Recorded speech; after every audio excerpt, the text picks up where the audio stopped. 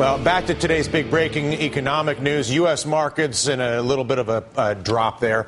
3% today on your 401k. Don't worry, it's entirely in your control. It's just being driven by the massive over-leveraged Western banking system that's piled so much debt onto an economy the size of Dallas, Texas, a little smaller, that your entire retirement has been put at risk.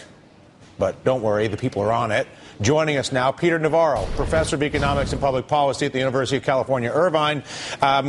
And, Peter, I just don't understand how a financial system that can lever up, I guess John Corzine was 44-1 as an example, but we see leverage up to 100-1 still in some of these structures, which is obviously hugely profitable to the dudes putting on the bet.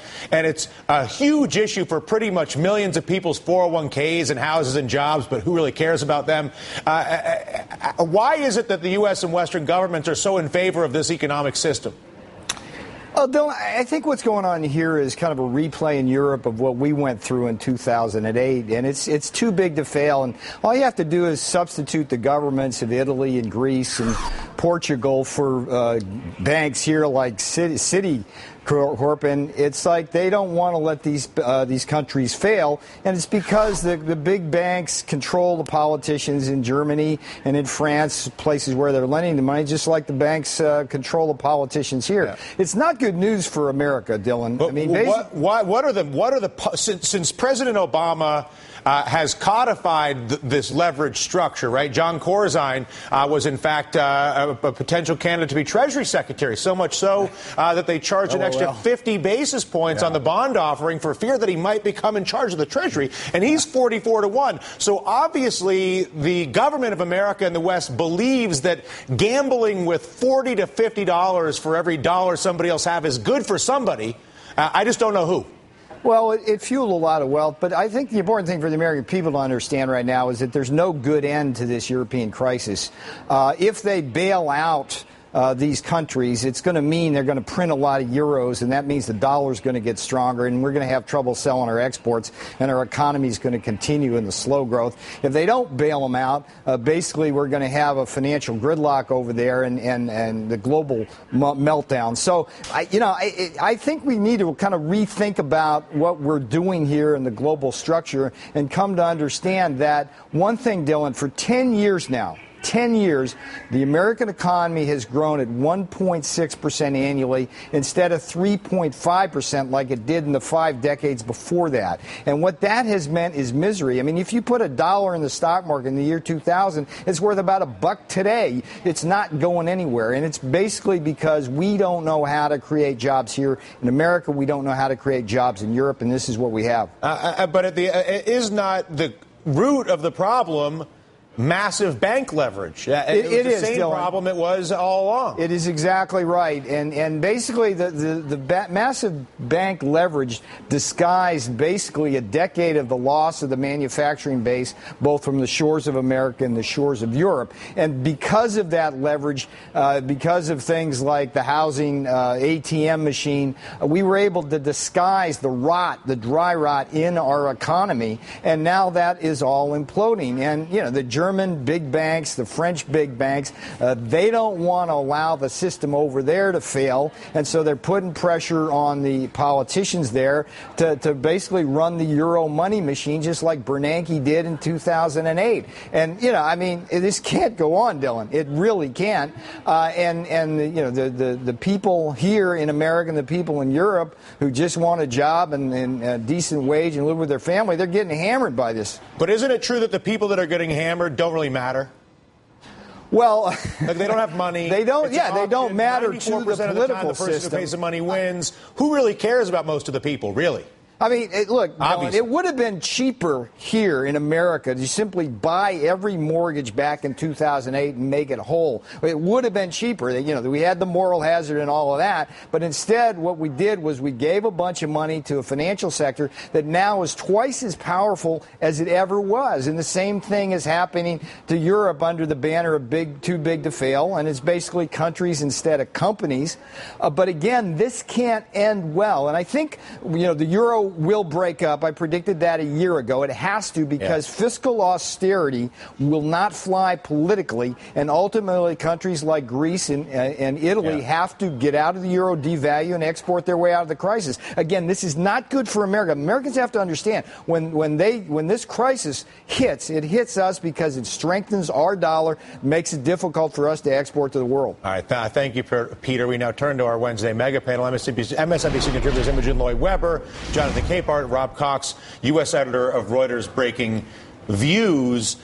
Rob, how is it that the governments of the West can say, listen, it's totally fine to create 50, 100 to 1 leverage, and then act as if they're confused as to how we got into these problems? Well, it's not any different than when we were the banking crisis. Peter's right. I mean, we're looking at countries. It's a mathematical replication of the problem. Yes, but I think that we should have learned something. There should be some solutions that we can apply here that aren't quite the same ones where you just have a massive bailout of everybody. I mean, Greece is a fundamentally insolvent company, if you will, country. It is never going to be productive enough to pay off the dets that it took on when all the happy bankers and rationally at 50 to 1 leverage, no one should be willing to lend an economy smaller than Dallas that kind of money. Right, but that mistake made. People thought, and they didn't quite understand what it meant to be part of the euro. The euro is not a fiscal union, so it will not be. German taxpayers aren't going to bail it out the way you and I have discussed. American taxpayers every day bail out all sorts of. But I guess what's provocative to me is the fact that the banking system has not been renovated.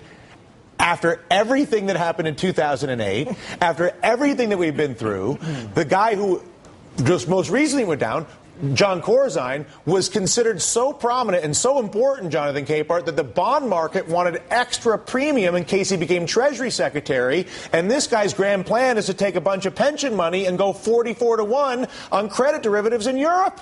Yeah. You can't make it up. No, you can't because now they already did it. Now so they don't have to. After listening to Peter and after many mega panels and every day watching the DR show, I find myself asking myself the same question every day.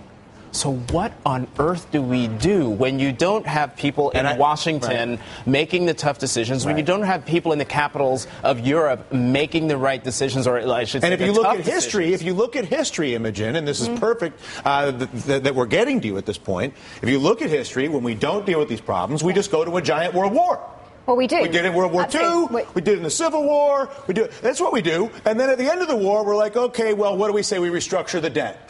Instead of restructuring the debt before the war, and so I'm not suggesting that's history. Forgo the war. I'm into skipping the war and doing a third Marshall Plan, but nobody seems into it. The problem is we're missing leaders at the moment. No leader is actually strong enough to lead. With the Eurozone, you're dealing with 17 countries, 17 different democracies. They've got huge problems, all these leaders, back home domestically. You've got Obama with all his problems domestically. Nobody's there. So until we hit massive crisis point, you'd think we were there already. Apparently we're not. We're not going to see a solution moving forward. You have to think, this is going back to pure sort of my old financial reporting days, but if the euro does break up, gold has got to double in price.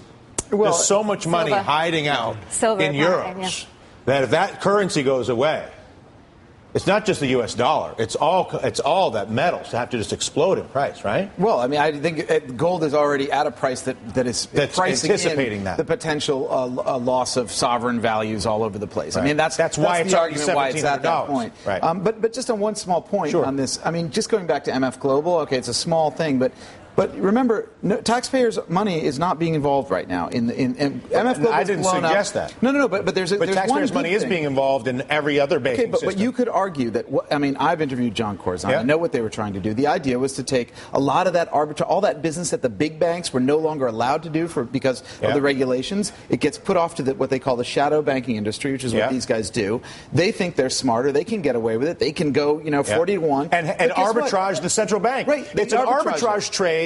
But that is so sickening, Rob. Okay, but so you've isolated. Got the taxpayers, but it's not isolated. The bondholders were stupid enough to buy it. But it's not isolated because you've got every other bank in the country doing the same thing. But I'm not sure leverage. they are. I'm not saying they're doing that, but what I'm saying is when the trade for the bond traders is buy the debt because it's an arbitrage trade against the central banks having to print money to bail them out, that is the world's largest carry trade. To every human being in Europe every human being in America, because you don't matter, you don't matter, the millions of Americans do not matter. I will dilute their houses, I will dilute their currency, I will inflate the cost of everything that they own, because I know that I'm a really smart badass and I'll do an arb trade against a central bank and everybody can bugger off. And that, to me, is beyond my comprehension that American politicians or Western politicians or any Western politician would accept that. I just don't understand. But are they? I don't see inflation in the United States. You don't see inflation in the United States, but you do see cotton prices up 87%. You do see wheat prices up, whatever it is, 60%. There's demand and the brilliant thing about this was you don't see it in the United States because you're able to screw over everybody in Africa, everybody in Southeast Asia,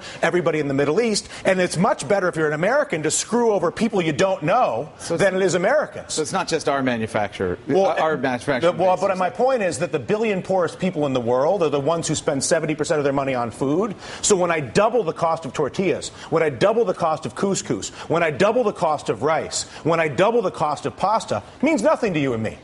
But when I do it to the people that don't have a penny in Cairo as a way to cover up the bank trades in America, it's because I really don't give a crap about those people. Yeah.